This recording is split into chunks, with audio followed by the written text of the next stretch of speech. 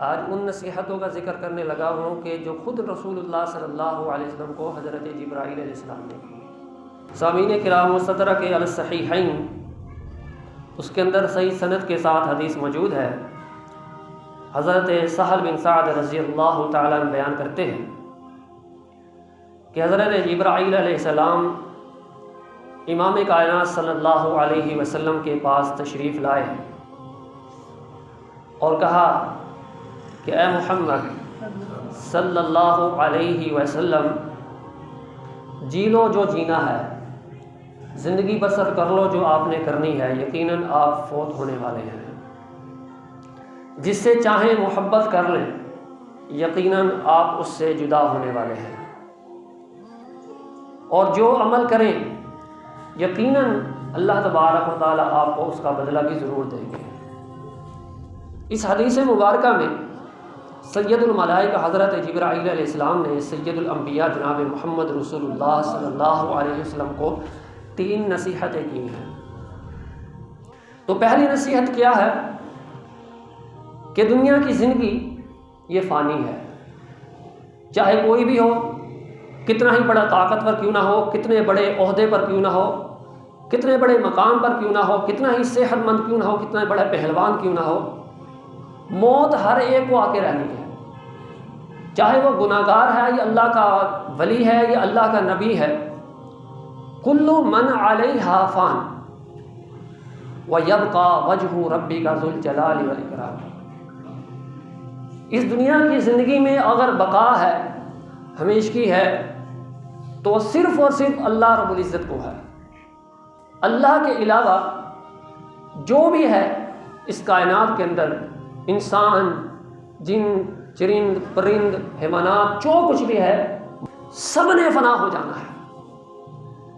اور بلکہ قرآن مجید کی سورہ زمر میں اللہ رب العزت نے خصوصیت کے ساتھ اشرف الانبیاء جناب محمد الرسول اللہ صلی اللہ علیہ وسلم کو فرمایا اِنَّکَ مَیِّتٌ، بے شک آپ کو بھی میتون ہے، وَإِنَّهُمْ مَیِّتُونَ، اور بے شک جتنے بھی اس کائنات کے اندر آئے ہیں سب کو میت ہونا ہے۔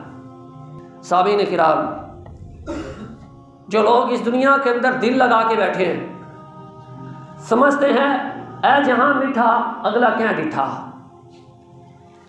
یہ بہت ساری لوگوں کی زبانوں پہ آپ نے سنا ہوگا، اے جہاں میٹھا تے اگلا کیا ڈٹھا۔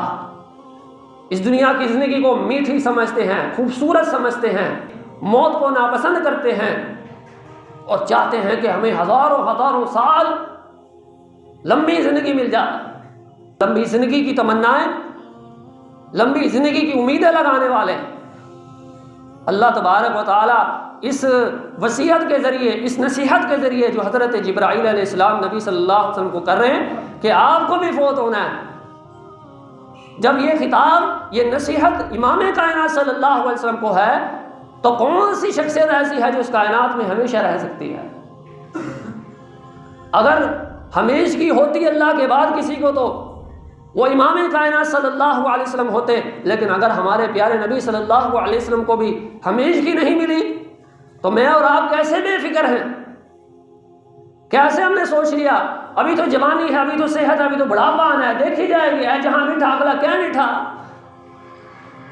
میرے بھائی یہ الٹا لفظ بول گیا ہے، اے جہاں، یہ جہاں ہر کسی کو نصیب نہ ہوا ہے، اگلا سب نے دیکھنا، بدبخت ہے، بد نصیب ہے، بد کردار ہے، مومن ہے، متقی ہے، پرہیزگار ہے، اگلا جہان سب نے دیکھنا ہے۔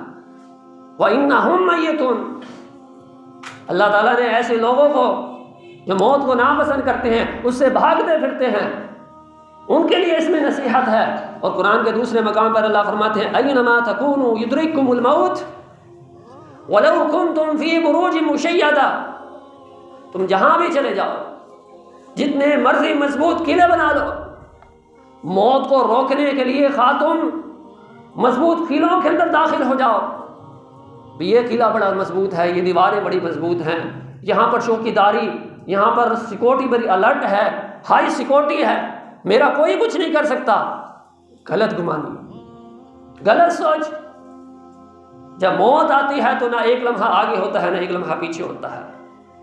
تم جہاں بھی چلے جاؤ، جہاں تمہارے موت لکھی ہے تمہیں خود گھسیٹ کر وہاں لے کے جائے گی، تم اپنی مرضی سے جاؤ گے، اپنی خوشی سے جاؤ گے، تو جہاں سے مرضی بچ جا، جیسے مرضی بچ جا، جو موت لکھی ہے جہاں لکھی ہے جس حالت میں لکھی آ کر رہے گی، اس لیے اپنی موت کو یاد رکھا کریں۔ اور موت کو بھولے ہوئے لوگ ان کو کبھی نماز کا کہہ دیں، کبھی طہارت کا کہہ دیں، کبھی ذکر کا کہہ دیں، ہمارے تو کپڑے پاک نہیں ہیں۔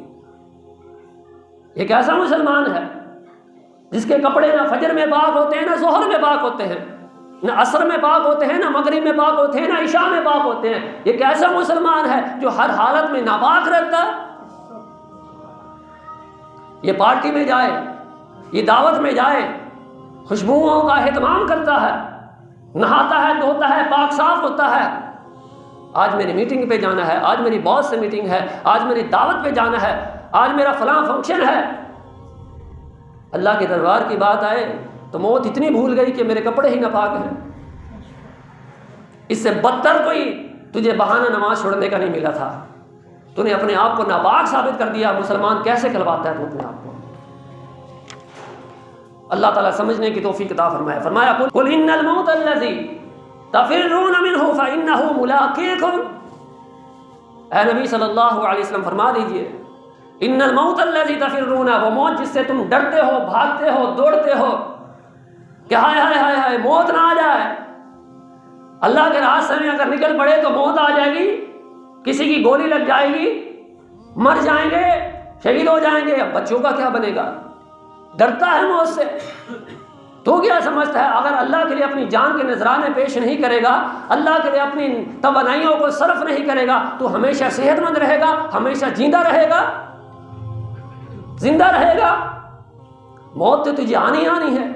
تو اپنی صحت توانائییں اللہ کے راستے میں خرچ کر، یہ اللہ کی نافرمانیوں میں خرچ کر۔ صحت تیری بگڑنی ہے، تمہیں کمزور ہونا ہی ہونا ہے، ایک دن آنے تیرے پر بڑھاپا آنا ہی ہے، کمزوری آنی ہے،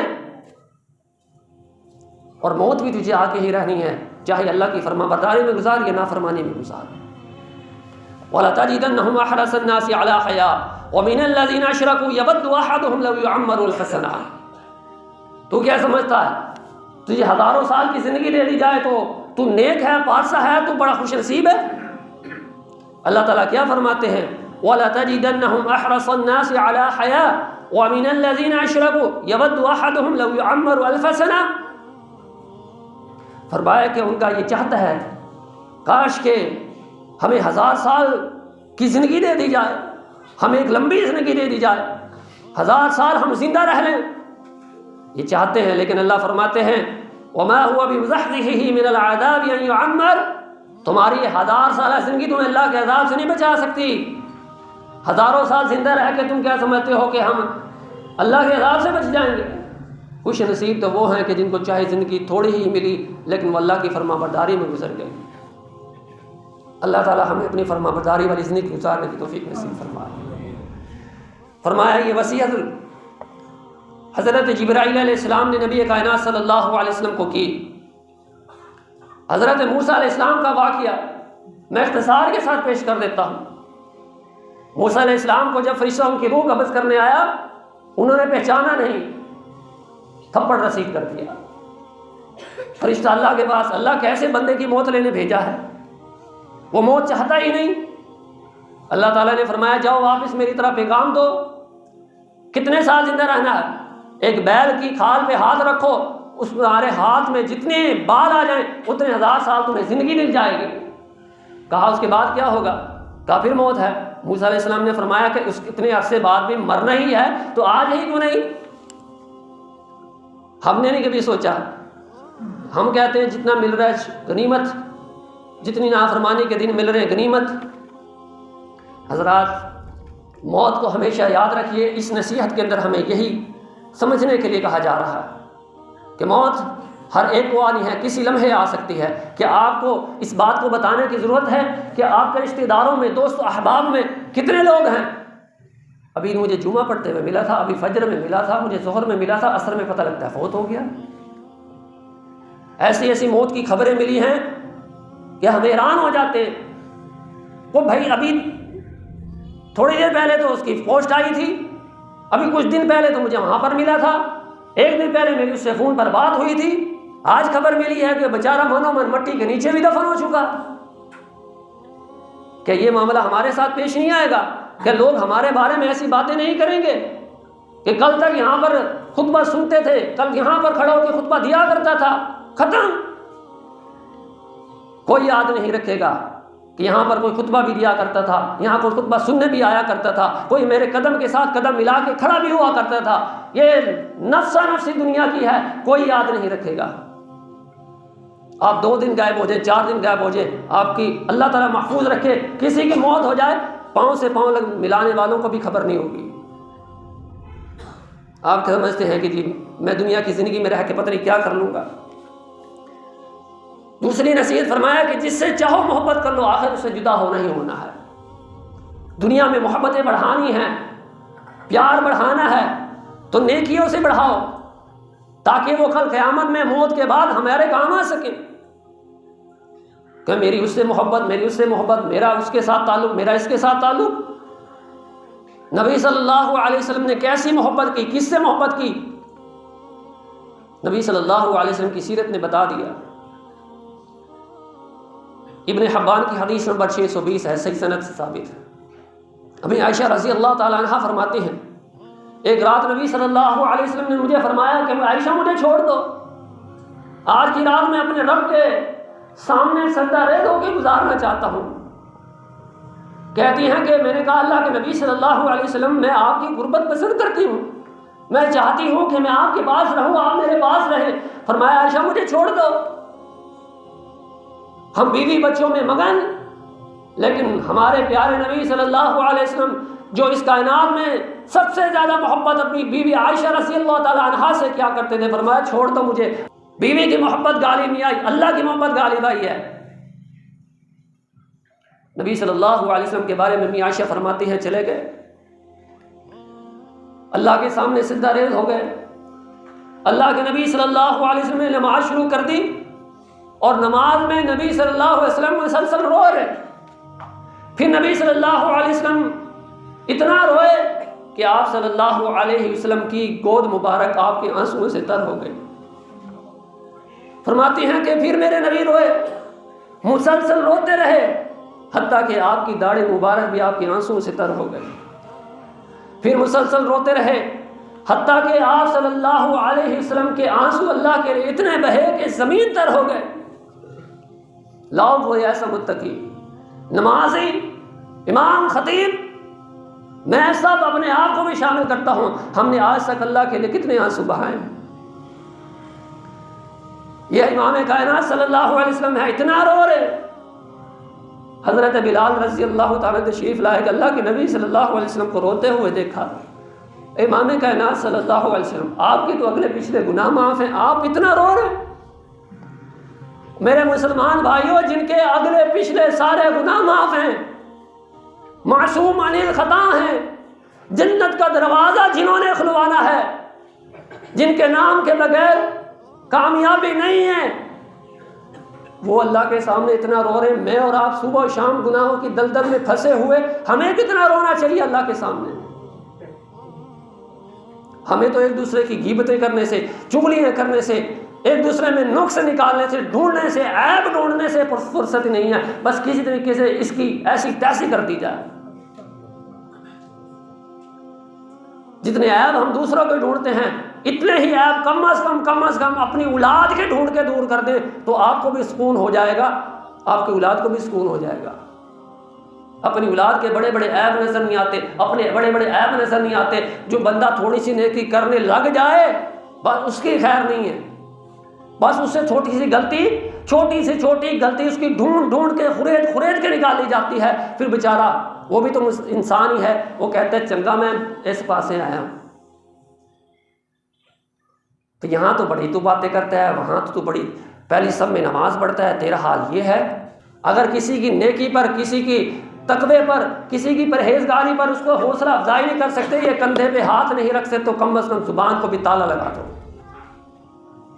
تعریف نہیں بول سکتی، اس کی حوصلہ افزائی نہیں کر سکتی، میں خوشامد کرنے کا نہیں کہہ رہا ہوں، ہمت دینے کا کہہ رہا ہوں، حوصلہ دینے کا کہہ رہا ہوں۔ جس سے محبت کرتے ہو تمہیں یہ آخر یہ چھوڑ کر جانا ہی ہے۔ اور تیسری نصیحت نبی کائنات صلی اللہ علیہ وسلم کو حضرت جبرائیل علیہ السلام نے یہ فرمائی تھی، عمل آپ جو بھی کریں گے چاہے تھوڑا کریں یا زیادہ کریں، وہ آپ کو اس کا اللہ تبارک و تعالیٰ قیامت کے دن اجر ضرور دیں گے۔ تو میں نے یہ شروع میں کہا تھا وَمَن يَعْمَلْ مِثْقَالَ ذَرَّةٍ خَيْرًا يَرَهُ، ذرہ برابر بھی نیکی کریں گے تو اس کا بھی بدلہ دیا جائے گا۔ وَمَن يَعْمَلْ مِثْقَالَ ذَرَّةٍ شَرًّا يَرَهُ، ذرہ برابر بھی برائی کریں گے تو اس کی سزا بھی ہوگی۔ اس لیے کسی پر تہمت لگانے سے پہلے، کسی پر بغیر تحقیق کے گفتگو کرنے سے پہلے جلد بازی سے کام نہ لیا کریں۔ میں کل ایک عالم کا کلپ سن رہا تھا، وہ آخری منٹ میں بتا دیتا ہوں جلد بازی کا نقصان۔ کہنے لگے ایک بہت بڑے عالم تھے، ان سے کسی نے سوال کیا، سوال جواب کی نشست سے ایک عورت نے سوال کیا کہ مجھے بتائیں کہ لیٹرین میں نماز ہو جاتی ہے؟ کہنے لگے یہ سوال سن کے یقیناً آپ کو بھی ہنسی آئے گی، یہ کیسا بیتوقع سا سوال ہے، لیٹرین میں نماز کا سب کو پتہ نہیں ہوتی۔ سارے ہنس پڑے سوال سن کے، شیخ صاحب کو بھی ہنسی آ گئی، مسکرا دیے کہ بی بی ایسے سوال نہیں کرتے، کیوں میرا امتحان لے رہی ہے کہ مجھے اتنا بھی مسئلے کا نہیں پتا کہ واش روم میں نماز نہیں ہوتی۔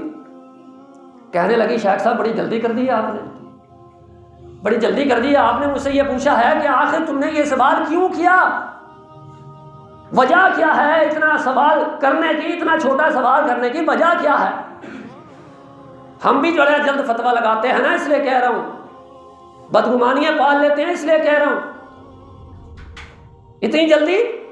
کہنے لگے شیخ صاحب شرمندہ ہو گئے، کہنے لگے ہاں مجھے جلدی ہو گئی ہے، بتائیں آخر تم نے ایسا سوال کیوں کیا؟ کہنے لگی کہ میں ابھی نئی مسلمان ہوئی ہوں، میرا باپ دادے گھرانہ ہندوؤں کا ہے، نماز پڑھنے پر سخت پابندی ہے، اسلام کا اظہار کرنے پر سخت قسم کی سزائیں دی جاتی ہیں، مجھے گھر سے بے گھر کر دیا جائے گا، میں گھر میں نہیں رہ سکتی، عورت ذات ہوں کہاں جاؤں گی، اس لیے میرے پاس اور کوئی ٹھکانہ نہیں ہے، نماز نہیں چھوڑتی، مجھے واش روم میں جانے کا موقع ملتا ہے میں وہیں نماز ادا کر دیتی ہوں۔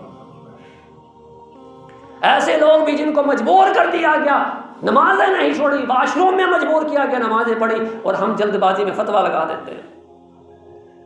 امید ہے اللہ تعالی ہمیں اس 3 نصیحتوں کو یاد رکھنے کی، عمل کرنے کی توفیق نصیب فرمائے۔ سبحان ربک رب العزت عما یصفون وسلام علی المرسلین والحمد للہ رب العالمین۔